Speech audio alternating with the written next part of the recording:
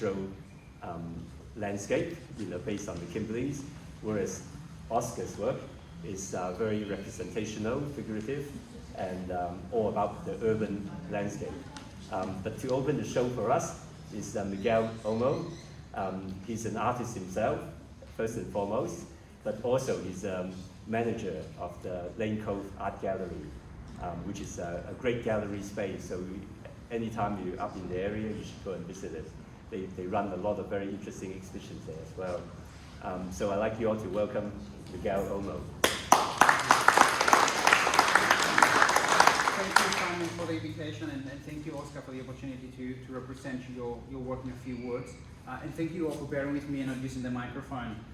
It's interesting that the exhibition is called New Horizons, because it's about crossing a new threshold. And I recently crossed a new threshold in that I now need to have glasses to be able to read. And then I've crossed another threshold in that I can't use my phone anymore to read from it because it's too small, so I have to use a big bloody screen. So I couldn't do both, so thank you. Just humor me for a second whilst I try to project. So it's a great honor to be able to open this exhibition. I was surprised at first when Simon asked me to open the exhibition. But then I sort of went, is it just because we both have Spanish as a native language? But it's not. I actually think that Simon was able to very quickly put two very sort of like souls together. And I very quickly realized that Oscar and I have a lot in common, both in our trajectories as artists and in our trajectory in life as well.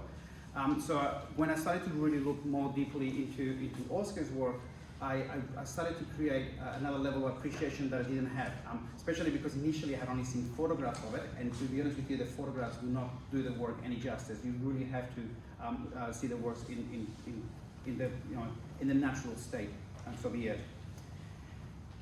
So there are some painters who paint because that's what they know, but that's not the case with Oscar.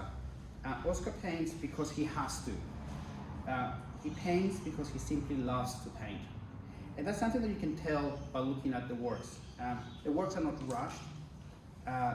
There is no real desire to sort of complete the work and move on, like you find with some artists. His compositions are carefully planned and carefully and slowly executed. This process of making art can be compared to the process of slow cooking, which I think in this day and age, I think it's really important that we take that time to be able to spend the time that we need with our own practice. This radiates a calmness, I think, when you look at the works that is now projected through to the viewer. Standing in front of Oscar's work, one gets a sense that there is no need to go anywhere else, but to simply stand and look at the work. Whether it's looking at the radiating sun, like the one we have just over here, or looking at a banal scene of a train line, which is over there as well, which happens to be actually one of my favorite works. This sense of calm turns itself into an uncanniness though, the more that you look at it. A feeling that something is not quite right, that this scene is perhaps hiding a sinister undertone. Something has happened or is about to happen that could either be a threat or a welcoming encounter for us. Oscar is not a didactic artist. He doesn't dictate what you should be thinking or how you should be feeling. He leaves that up to us. We're free to interpret the scene in whichever way we see fit. For me, it's perhaps the uncertain and unprecedented events of the last few years, that I cannot help to make a comparison between the lockdowns and the health emergencies and the lack of people in our streets with the absence of figures in his paintings. And when I asked him the question, were all these works made during COVID, and I was expecting the answer to be yes, the answer was no. Some of them were made during COVID, yes, but most of them were not. So in some regards, he anticipated that feeling that we were all going to experience. So to me, this alludes something that is not quite right. It's not that people don't inhabit these pictures, it's that they're just not there, right there, this moment, right now. They may appear at any moment and look at us, at them, and ask, what are you looking at? And that's a question that we ask ourselves. What are we looking at? We may be able to recognize some of the buildings if you're familiar with Burwood and that part of Sydney. Or simply just feel a sense of connections with the vernacular architecture of the suburbs. You know, we sort of feel that we know these places, yet in his works they appear a little bit alien to us, a little bit different.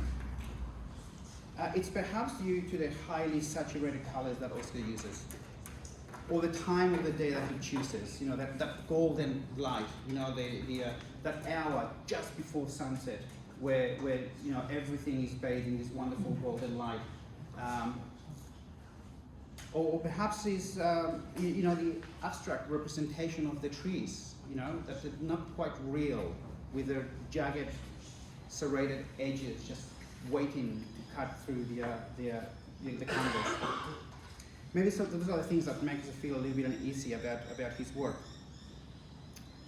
Together with the absence of any figures in the urban landscapes, it encourages us to look further, particularly works like the ones here, where we become the voyeur.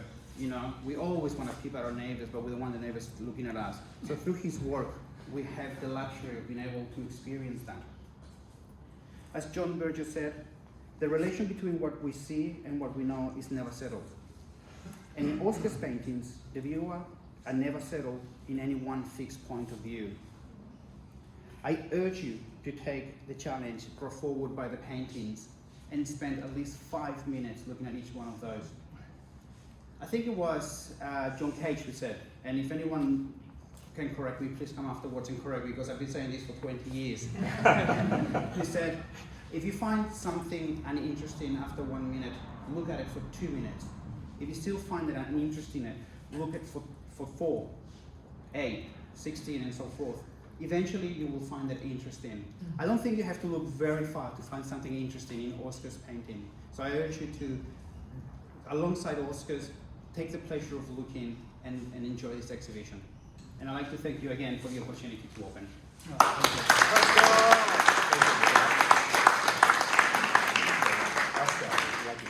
I don't know what to say after that. You know, that's all I can really say. Like, thank you so much. It's great to hear it from someone else. You know, from how I love hearing how people view the works. So I've got my own.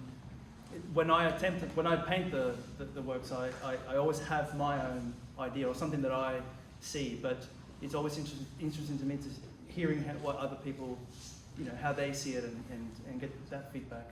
But thank you, Miguel, for you know, and at short notice too, because, you know, and that's quite amazing. You know, that we met last week for the first time, and I think we spent a couple hours, and I was a bit nervous because I thought, you know, I allocated half an hour to a meeting whilst I was going through between meetings, and we ended up having lots of cups of teas. And it was great. Chatting about just about everything. Yeah, and I love that. So it was wonderful to meet you, and thank you for everything you've said today. I couldn't say it myself, not the way you said it. And thank you, Simon, for this great opportunity. Kate, for the opportunity to show, I don't know what Kate is, show alongside her. I actually met Kate a long time ago, and it wasn't, you know, I think I was working in Brandon Street, somewhere near you. Yeah, and we knew each other for a long time, and we would say hello, and you know, we did that cordial thing, you know. But and then you invited me into your studio, and it so happens that you were an artist, and you've been a mentor as well over the years. So thank you very much for. You had to keep going. Yeah, that's all you say. You know, keep going, and so yeah, that's great. As far as the works go, it's easier for me to just talk about them individually. So you know, if anyone wants to talk about the works, if you have questions, you know, please approach me, because yeah, I couldn't really, you know, I couldn't speak about them holistically.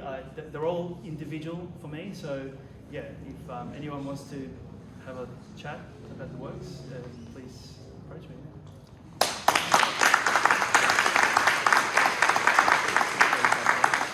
Continue to enjoy this exhibition and have a drink and talk to the others. Thanks.